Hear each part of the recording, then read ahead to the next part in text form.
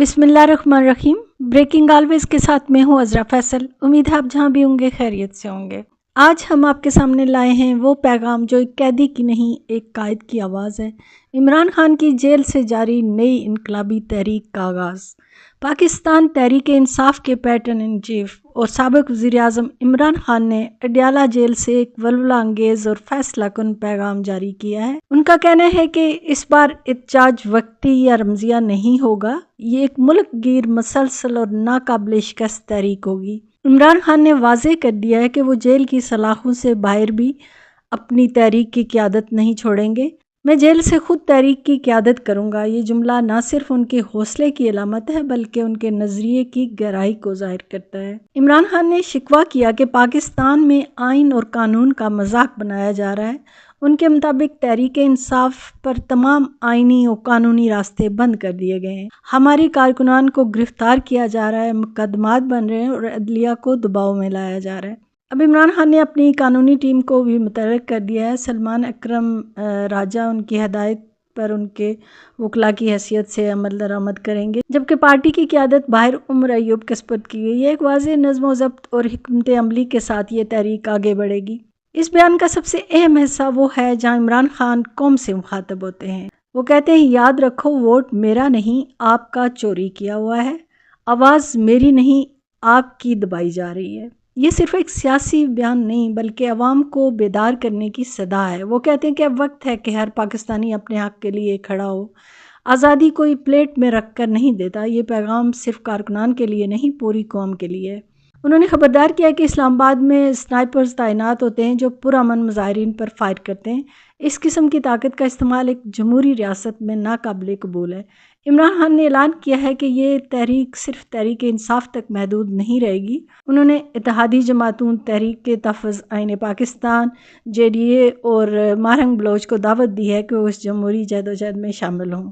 इससे वाज़ेह होता है कि ये सिर्फ एक पार्टी का एहतजाज नहीं बल्कि पूरे पाकिस्तान के अवाम की आवाज़ है। वो चाहते हैं कि तमाम सियासी क़ुव्वतें आइन की बालादस्ती के लिए मुत्तहद हों। इमरान खान ने अपनी पार्टी की क़यादत और कारकुनान को झंझोड़ते हुए कहा, अब बनी बनाई पार्टी नहीं, अब कुर्बानी का वक्त है। अगर मैं जेल में रहकर हिम्मत नहीं हारता तो तुम्हें भी साबित कदम रहना होगा। ये वो लम्हा है जब एक लीडर महज रहनुमा नहीं बल्कि उस्ताद बनकर अपनी तहरीक को नया जोश देता है।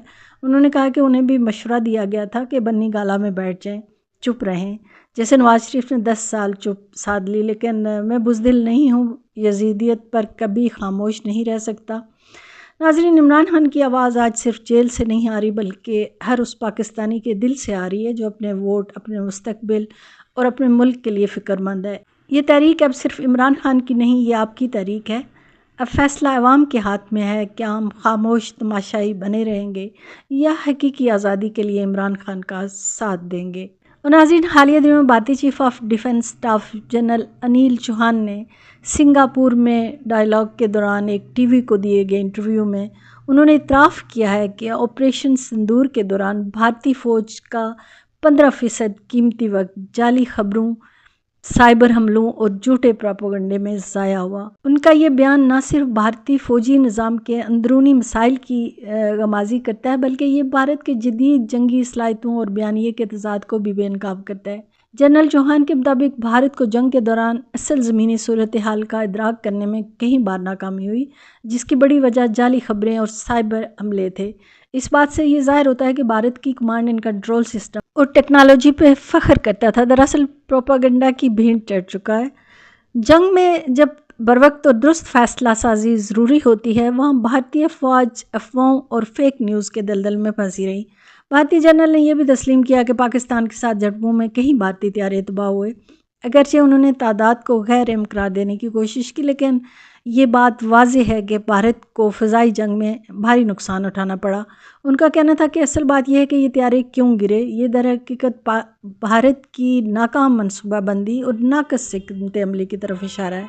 भारतीय फ़ौज हमेशा से ख़ुद को एक जदीद, मुनज़्ज़म और हाई टेक फ़ोर्स के तौर पर पेश करती है, लेकिन जनरल चौहान के इंकशाफात ने इन दावों की असलियत खोल दी है। آپریشن سندور جسے بھارت نے ایک کامیاب حکمت عملی کے طور پہ لانچ کیا، وہ اب خود مودی سرکار کے گلے کا توق بن چکا ہے۔ اس اعتراف نے پاکستان کے موقف کو عالمی سطح پر تقویت بخشی ہے۔ پاکستان ہمیشہ سے یہ کہتا رہا ہے کہ بھارت نے بلا اشتعال حملے کیے اور پاکستانی افواج نے مؤثر دفاع کرتے ہوئے دشمن کو کرارا جواب دیا۔